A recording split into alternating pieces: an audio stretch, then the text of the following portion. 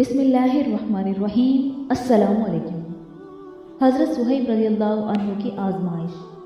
जिस वक्त हज़रत बिलाल पर ये जुल्म हो रहे थे, उसी वक्त उनके करीब ही सुहैब रज़ी अल्लाह अन्हु भी रस्सियों से बंधे जकड़े पड़े थे। कुरैश उनको मारते थे।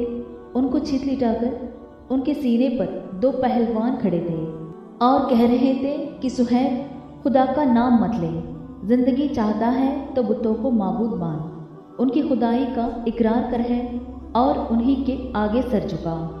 हज़रत सुहैब रज़ी अल्लाह अन्हु सख्त तकलीफ में थे। जलती हुई रेत पर पड़े थे। नंगा बदन था।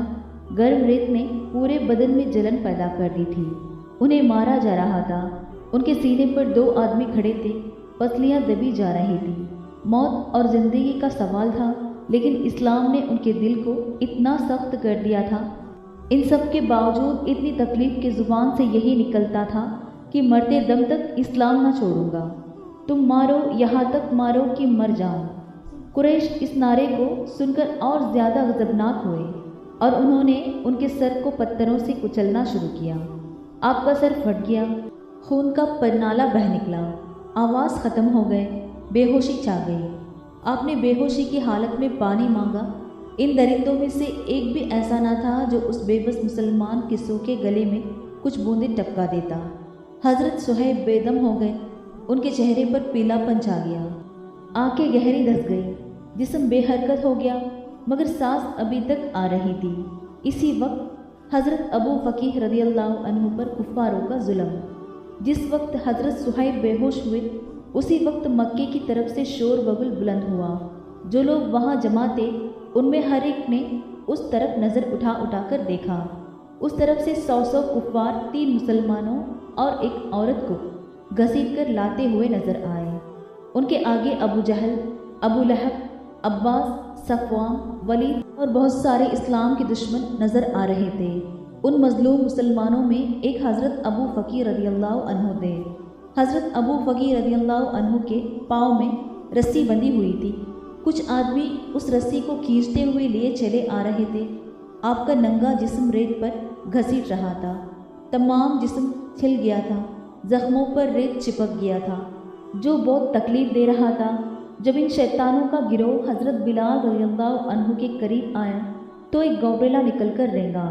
उमैया उसी जगह खड़ा था। उसने आवाज़ देकर मजाक में कहा, अबू फ़कीह, देख तेरा खुदा ये है। अबू फ़कीह रज़ी अल्लाह अन्हु ने सर उठाकर गौबरेला को देखा। कहा, उमैया, मजाक ना उड़ा। मेरा और तेरा दोनों का खुदा वही है जिसने मुझे और तुझे और पूरी दुनिया को पैदा किया है। उमैया ने बिगड़कर कहा, बदबख्त, बुत हमारे माबूद हैं, वो माबूद जिनको हम और हमारे बाप दादा और सारा अरब पूछते चले आ रहे हैं। हज़रत अबू फ़कीह रज़ी अल्लाह अन्हु ने कहा, पत्थर के बुत अपने हाथों की बनाई हुई मूर्तियां हैं, वो कैसे खुदा बन जाएंगे? खुदा तो वो है जिसके हाथ में ज़िंदगी और मौत होती है, जो पानी बरसता है, हवा चलाता है, छिपी हुई खुली चीज़ों को जानता है। वो अकेला है और उसका कोई शरीक नहीं है। ये सुनकर उमैया को बड़ा गुस्सा आया। वो झुका और हज़रत अबू फ़कीह रज़ी अल्लाह अन्हु का गला पकड़कर इस ज़ोर से घोंटा कि उनकी आंखें उबल पड़ी। चेहरा तमतमा गया। सांस रुक गई।